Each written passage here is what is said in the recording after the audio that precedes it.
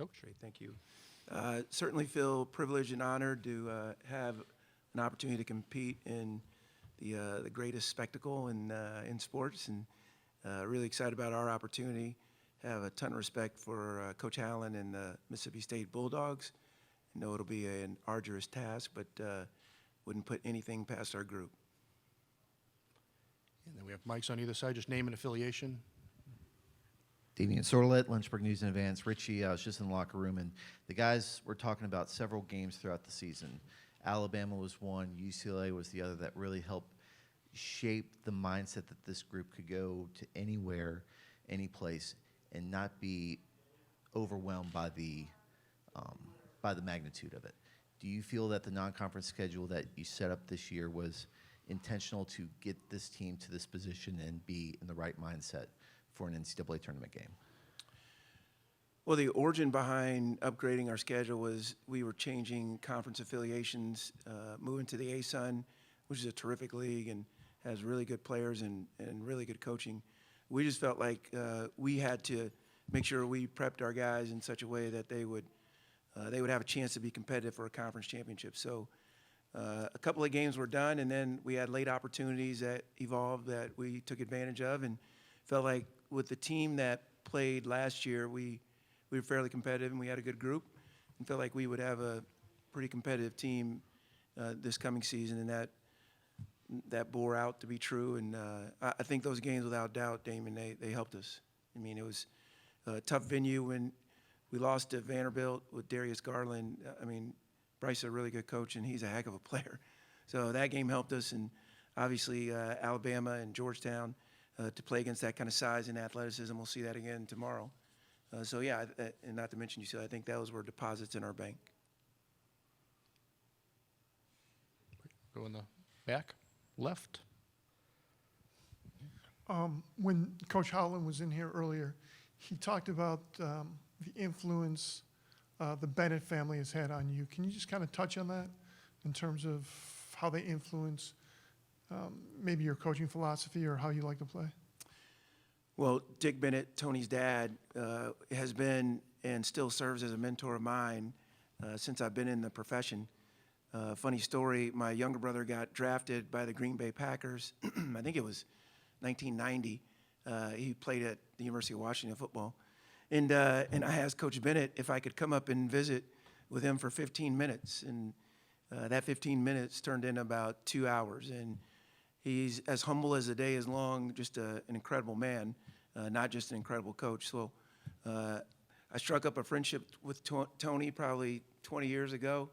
And the 6 years I was at UVA, I jokingly say I got a PhD in the pack line defense, which I really needed if you looked at any of our teams that we coached before coming back to Liberty. But you know what? More than the defensive or the X and O's or the strategies that I got a chance to be a part of at UVA, I got to learn from a younger coach than myself in Tony Bennett. He's just fabulous. I think he's one of the neatest people that walk the planet, and you can tell he's got a deep faith and incredible integrity, and I think he's very influential to anyone that does life with him. On the left, second row. Mark Wicker, Orange County Register. What's the hardest thing about teaching that defense? I guess if it was easy to teach, everybody would be doing it since it's so successful. How much time does it take as opposed to teaching another type of defense, and what's the real essence of it? Yeah, Mark, you answered the question. I think the hardest thing about it is how much time you have to invest in it. And I think for us, what we've seen over the course of time, whether at UVA or at Liberty, the longer you're in the system, the better you get at it. And that's true on both ends of the floor. You know, the more you stay with an offensive system, I think the more guys will be able to stay in their lane, if you will. So same is true on the defensive end. Why other people don't do it as much, I'm not sure. I think it's hard to play that way. Oftentimes we get critiqued for the tempo in which we play with. But if your defense is going right, you're usually a little more challenging to score against. Therefore, it shortens the game a little bit. So we get criticized offensively, and I think I'm one of the most free-flowing guys. Like, I want our guys to get a great shot. I'm not I'm not concerned at when it comes in the shot clock, but I think defensively it slows the game down a little bit if you're not careful, if the opponent's not careful, and sometimes that bodes to our advantage. Go in the front row. How you doing? Michael Phillips with the Richmond Times-Dispatch. Georgie's was in Richmond for a little while. We got to know him there. Just can you speak to his progression, a guy who had the language barrier and the basketball barrier and the development he's made? Yeah, Mike, we wouldn't be up here today without Georgie Pacheco-Ortiz. I think he's going to be the all-time winningest player in Liberty basketball if we have another decent season next year. His coach, Kurt Kassab, is here today, and I saw him in the hotel before we left, and I just thanked him again because it was in Richmond after a game against VCU our first year in which I think we were down 40-something.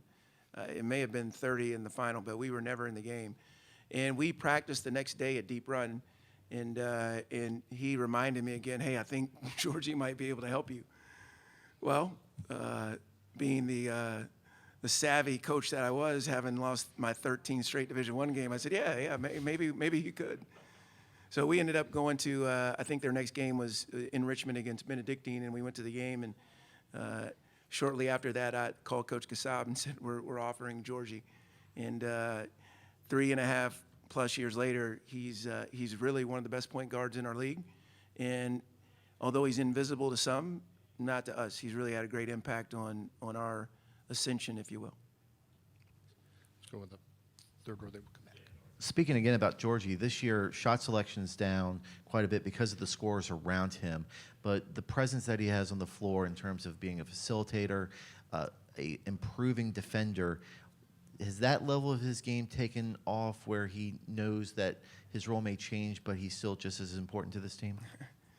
Yeah, Dame, you said shot selection is down. His shot attempts are down, but his selection has been outstanding. He's very discerning when it comes to making the right read. And I'm just wondering, did he pay you to ask that question about defensive improvement? Yeah. Now, he's gotten better. And that, again, is part of the system and part of our program's evolution. We haven't arrived yet. We still have a ways to go before I think we're where we want to be. But, again, Georgie has had a great investment in what we're doing, and he's improved in a variety of aspects that have been really meaningful to us. Bless you. What's it like coaching there as opposed to the other places you've coached? I know that it's obviously a different place than a lot of universities, and I mean, was it a place that you felt fit you from the beginning, and what's it been like as the years have gone on? Yeah, I am often asked that question, and I explain it. I never left Liberty for what it wasn't the first time. We had won 23 games. I think our program was heading in the right direction. Seth Curry was in our program, although he decided to leave. About a week later, Coach Bennett called me and asked me to be a part of his staff, and we just felt led to do that. My wife and I felt like it was something that was going to be important to our family, not just my career. And it didn't look anything like I thought it was going to look, but God has sometimes He has a way of doing that. And I'd say coming back, and I wanted to come back, it's been incredible. Like just the things that you may take for granted when you're in a place.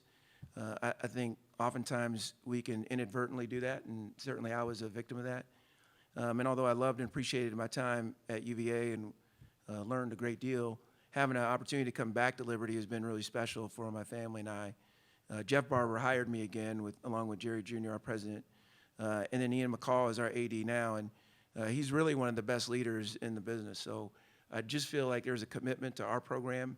I feel like there's an authenticity, and what's unique about Liberty is the relationships and the connectivity that is campus-wide. And I don't know if there's I don't know if there's a better place. I'm sure there's some as good.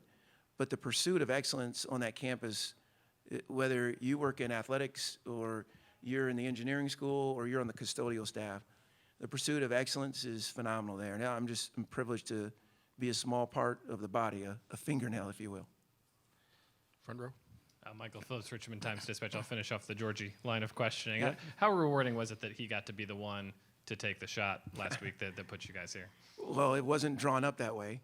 But again, that's to our team's credit. This is the most enjoyable thing about coaching this team is they really don't care who gets the shot or who sits in the limelight. They care about the process of getting better. And in that pursuit, I think we've seen some growth occur in our program. But to see Georgie, I thought it was going in when it left his hand, but to see his reaction to it, he really doesn't show much emotion, and to see his reaction to it was fabulous. Like, he put so much pressure on himself last year towards the end of the season when we lost at Radford for an opportunity to go to the NCAA tournament, and he took it really hard, and he didn't play well in the postseason tournament we played in last year, the CIT, which was really good for us, by the way. We lost to UIC in the semifinals. I think Georgie has had a commitment to not just being a better player, in better shape, and eating better, all that, but he's really, really took on a leadership role of making sure everyone was following his example of self-sacrifice, and that selflessness has, again, propelled us in such a way that we're in the NCAA tournament. You with the back left, six. about Matt six Warner rows from back. Game On. I know you guys played a tough non-conference schedule that kind of has, I'm sure, helped prepare you for this. The mindset from your team, even losing some of those games, was it's not good enough to play it close. We expect to win. How did you kind of instill that mindset in this group over maybe not just this year, but previous years as well? Yeah, man, I think when you're a coach, if you're outcomes based, you're going to be in trouble. Like, the rise and the fall, the highs and lows will be too significant for you to sustain a right mindset. So I think one of the things that we've done decently is we've made sure that we've been process oriented. We did some shirts for our guys. Buzz Williams does about 12 shirts a year for his team, and I copied his idea. We've only done 3. It's not budget. It's just Buzz thinks in a different way than I do. But we have these shirts that say "Pursuit over Perfection," and our guys came up with what they wanted on that shirt. And I think, again, what's been a day-by-day pursuit of trying to win the game, trying to get better, trying to be the conference representative, has evolved into a confidence where you can walk into Georgetown and think you got a chance. It started about April 1st, 4 years ago, when we took the job, because I saw a team or program built at Virginia that was never scared to go on the road. They weren't intimidated by the number of a ranking next to an opponent's name. And again, we're not there. We do have a long way to go. This is a great step, and we're honored to be a part of it. But I do think we are headed in the right direction. After you beat UCLA, they made a coaching change. What was your initial gut reaction to that when you heard about it? Steve Alford's a really good friend of mine. I have a ton of respect for him. I love him. He's terrific. Great coach, great person. So there was a lot made, at least in Albuquerque, about Steve's departure and how ironic it was, because he replaced me when I got let go at New Mexico. And but it never entered my mind whatsoever that was never a motive to win the game against Steve. Dwayne Broussard is on their coaching staff. He was on our coaching staff at New Mexico, and he's a close personal friend. So I didn't have any reaction other than I felt sorry for he and the circumstances, but I know how good a coach and how good a man Steve Alford is. I'm not worried about him returning to the profession. And then I was just excited. It's hard to win in Poly Pavilion. I've been there a few times and took my share of losses, but our group was really connected that game, and I was happy to see their celebration in knocking out a Pac-12 opponent. Standing on the left. Coach, first of all, congratulations for making it to the NCAA tournament. Thank you. And to sort of piggyback off of, the relationship between you and Coach Bennett, obviously very close. You talk about how you've taken the pack line defense and used that. But what do you think the biggest thing you've learned from him professionally and personally? What do you feel is the one big thing in each category that you've taken from him? Professionally, I think he's got a perseverance and a belief in his system that's unwavering. He really thinks differently than most people know. They think he's so dogmatic about the pack line defense or his motion offense. He's really not. He's very open to ideas that someone who's invested some time in their presentation, he will listen. But he's not good. He's great at maybe taking one of those ideas that someone brought to him and fitting it into his system. What he's done at Virginia, and I don't have the stats or the numbers in front of me, but I lived it. It's amazing, the success he's had in the ACC, which is arguably the best conference in the country, is phenomenal. But personally, as I alluded to earlier, he's a man of great faith. He really has the highest of integrity. We were in a conference in which you had to get high major players to compete, and we were taking 2- and 3-star guys that had 5-star character. And I think it speaks to him having the trust in the Lord and in the process that if we were going to fail, we were going to fail doing it the way we were led. He was led, and I was a part of that. And that's what I love about him. I just think he's a fabulous person. He's not very good at returning phone calls, but he will text. And I'm obviously rooting for them in the tournament, and I'll always be a fan of their family. Stay right there. You mentioned, I believe it was last week, about how being there for 6 years allowed you to regain a perspective in coaching, how prior to that, I guess your coaching was rooted in success and the affirmation of being a coach who was successful. Was that something where you were just looking for wins, looking for championships, and that was your driving force instead of the driving force of building a culture and a program that could have sustained success without having to search for that? Yeah, Dame, it's a great question. I think I operated out of a woundedness that I didn't even know I had for years of my professional life. And Galatians 1:10 asks the question, would you rather please man or please God? And I certainly thought, even though I was a believer, or I am a believer when I'm going through this, that I would always just try and please God. But I wanted to win. And look, anything that we choose to invest in, think about, obsess in, can become an idol in our lives. And for me, it was winning, success, the approval of man. And I just think being able to go to UVA as the associate head coach and not have the responsibility of building a program or feel like you're responsible for so many different lives of the people that you do life with, I just think it allowed me to reshape my perspective. And God was faithful in that, and he taught me in that process just to keep him on the throne of my life. And as a result, I feel like, not because we've won, but I feel like there's a lot less pressure and there's a lot more joy.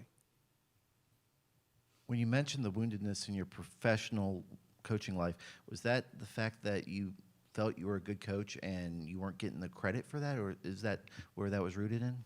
I think playing Division II, not being from any kind of family tree and coaching, I just think I was a middle child. I was out to prove myself. So I don't think the attention doesn't really matter, especially the older you get, the more over yourself you get, or at least I hope you do.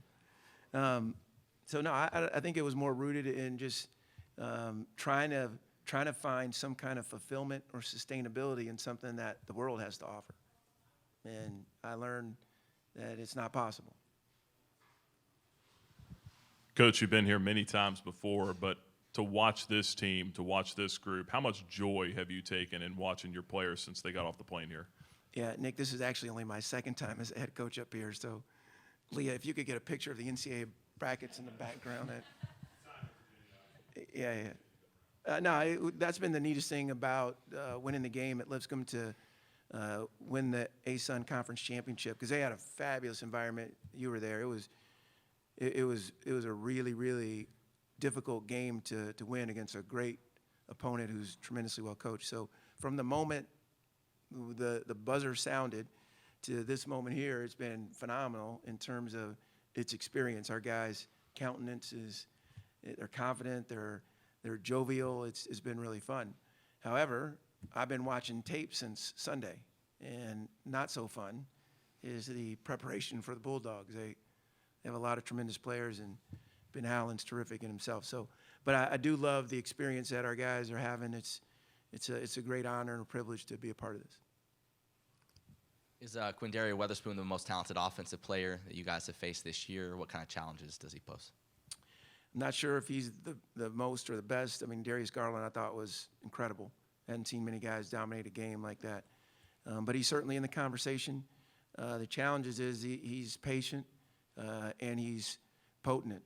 I mean, he can score from behind the arc, not unlike Garrison Matthews could. He can get to the basket and finish with either hand, and his mid-range is really good. So we have a number of guys that you know have defended that kind of size, and hopefully our defense, our collective effort against him is good. Because if it's not, I won't be back up here on Saturday.